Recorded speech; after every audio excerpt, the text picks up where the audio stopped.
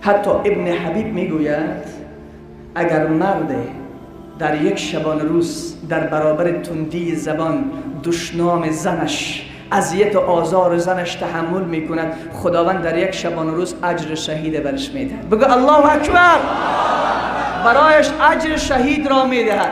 خوشا به سعادت او جوان، خوشا به سعادت او پدر بزرگوار که 30 سال از ازدواجش می شود، 40 سال از ازدواجش می شود. خوشا به سعادت اون خواهر، خوشا به سعادت اون مادر که 40 سال ازدواج کرده ولی شوهرش بد اخلاق است و از این شوهر زنش بد اخلاق است و این صبر کرده و میخواهد که روز قیامت الله رب العزت و الجلال پاداش کامل برایش بدهد. الله در یک جمله در قرآن برایش اعلان میکنه انما یوفی الصابرون اجرهم بغیر حساب. الله صابران را چنان اجر میدهد که از حساب بیرون است. بگو الله اکبر. چنان اجر میدهد که از حساب بیرون است. این تقوای الهی است. صبر و بردباری عزیز من، باور بکنین اگر اخلاق محمد امین با آواز بلند صلی الله علیه و سلم امروز در زندگی جوان می بود، جوان دیگر مشکل نداشت. امروز دیگر جوان شکایت نمی کرد. اگر من یک جمله بگویم تعجب شاید بکنی، اون زنی که اخلاق ندارد، اون زنی که بد زبان است، اون شوهری که بد زبان است، اون شوهری که اخلاق ندارد، نعمت است برای زن و نعمت است برای شوهر. چرا؟ تو را به خدا میرسانه. چی میکنه؟ تو را به الله میرسانه. اگر صبر کردی مقامت را بلند میکنه. حتی در حدیث امام ترمذی می آید رسول صلی الله علیه و سلم میفرماید لا تؤذی امرأة زوجها فی الدنیا. هیچ زنی نیست که شوهر خود را در دنیا آزار و اذیت بدهد، شوهر خود را با زبان خود، با بد اخلاقی خود، با کردار غلط خود آزار و اذیت بدهد الا قالت زوجته من حور العین. الله اکبر. اون زنی که در جنت دارد این مسلمان، اون زنی که به نام حور العین در جنت است که برای این مسلمان روز قیامت داده میشه، اون صدا میزنه چی میگه؟ قاتلک الله. خدا تو را بکشه. به اون زن میگه، به این زن دنیایی میگه خدا تو را بکشد فانما هو دخیل عندك. این شوهر من چند روز مهمان تو هست، وقتی که از این دنیا رفت در آغوش گرم من آمد، من با اون بهترین اخلاق را خواهم کرد. ببین اگر تو زنت تو را آزار و اذیت میدهد، حور جنتی که در جنت خدا قرار است برای تو بدهد، اون از اونجا صدا میزند خدا تو را بکشد ای زن که شوهر مرا آزار و اذیت میکنی. این به نزد تو چند روز مهمان است، وقتی از نزد تو پیش من آمد باز میبینی که با این چگونه رفتار میکنه.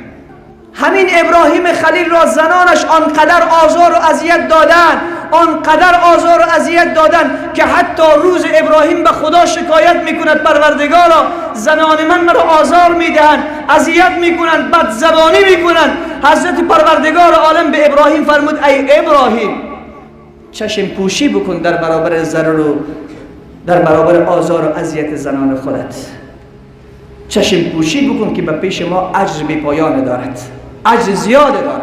ما فکر میکنیم فقط زن ما مشکل داره، ما فکر میکنیم فقط در زندگی ما مشکل است. نه عزیز من، اگر بروی داستان حضرت نوح را 950 سال دعوت دین الله کرده، همون نوحی که در قرآن چندین جا اسمش برده شده، برو سوره تحریم آیه 10 را مطالعه بکن.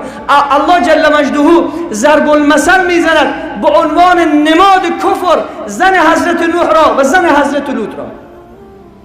همین نوح پیامبر 950 سال. شما میدانید که انبیا چه اخلاق دارند، شما میدانید که انبیا چه زبان شیرین دارند، شما میدانید که انبیا صورت دارند، شما میدانید که انبیا قوت دارند. قوت نبی چند برابر قوت امتش هست. خیلی زیاد قوی هستن، زیبا هستن، خوش زبان هستن، عیب ندارن. حتی علما اتفاق دارد که در وجود پیامبر عیب نبوده که مردم از اون نفرت داشته باشن. 1,24,000 نبی کم و بیش آمدن، عیب نداشتن که مردم از اون نفرت داشتن. طور مثال دهن هیچ نبی بوی نمیداده،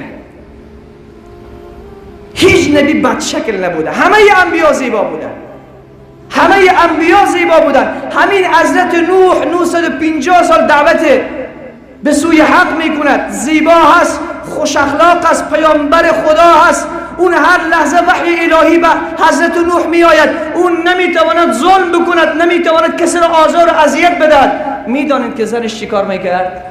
مردم را فرا میخواند، میگفتن ای مردم، این نوحی که شما میبینید دیوانه است. این نوحی که شما میبینید دیوانه است. پیامبر خدا را تهمت دیوانگی میزنند.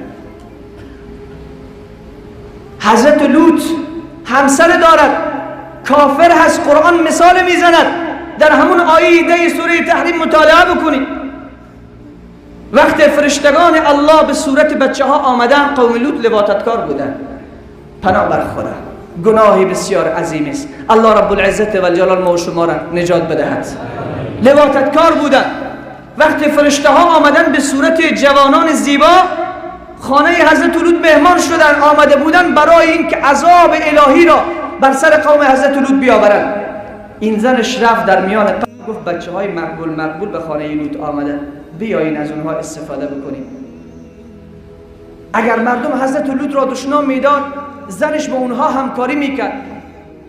ولی حضرت لوط پیامبر خداست، حضرت نوح پیامبر خداست. 950 سال حضرت نوح دعوت الهی میکنه، ولی یک وقت نشده دست خود را بلند کرده باشد که خدایا این زن مرا نیست و نابود بگردان. چون اونها میدانستن که اگر صبر بکنیم و تحمل بکنیم، در برابر زنان بهترین پاداش الله رب العزت و الجلال در روز قیامت به ما عطا میکند.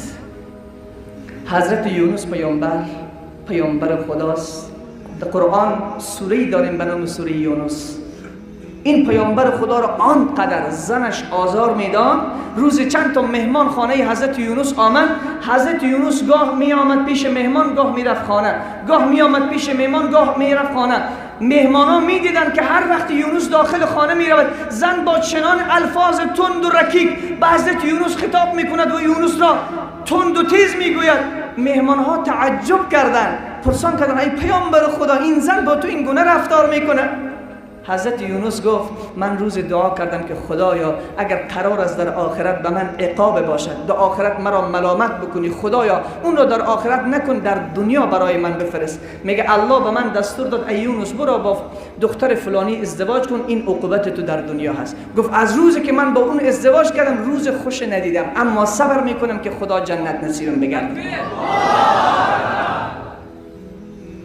پس عزیز من توجه بکن، فکر نکن که این زن که آزار و اذیت میدهد راه آسانترش را من بلد هستم طلاق میدم. نه، طلاق راه حل نیست. ابغض الحلال الی الله الطلاق. شیئی که حلال باشد منفور خدا باشد. طلاق حلال است ولی منفور خداست. خدا حلال قرارش داده، هیچ حلال را خدا نگفته که من منفور است به نزد من از اون حلال نفرت دارم. ولی الله میگه از طلاق که حلال است من نفرت دارم.